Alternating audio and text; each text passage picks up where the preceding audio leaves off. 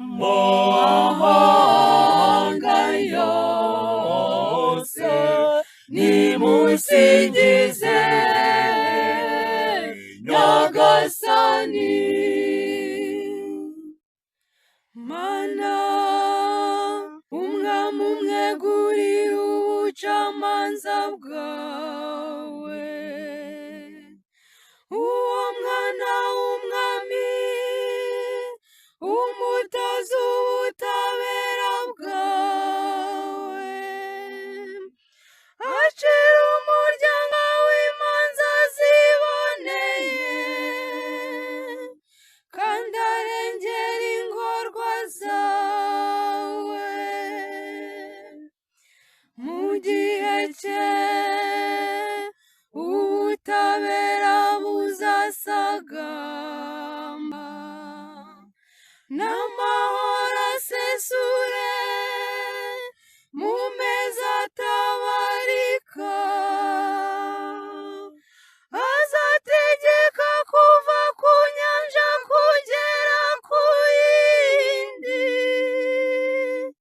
avane ku ruzi ageze ku mipaka y'isi.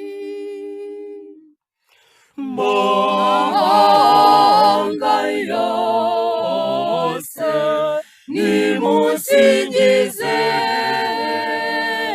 Nyagasani. Abami b'Itarishishi n'ab'ibirwa bazamuture, abami b'i Seba n'ab'i Saba bamurabukire, abami bose bazapfukama imbere ye, amahanga yose amuyoboke. Azarokora ingorwa zitakamba n'indushyi zitagira kirengera. Azagirira ibambe ingorwa n'utishoboye, aramira ubuzima bwabo.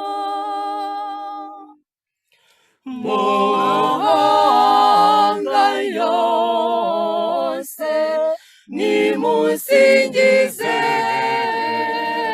Nyagasani.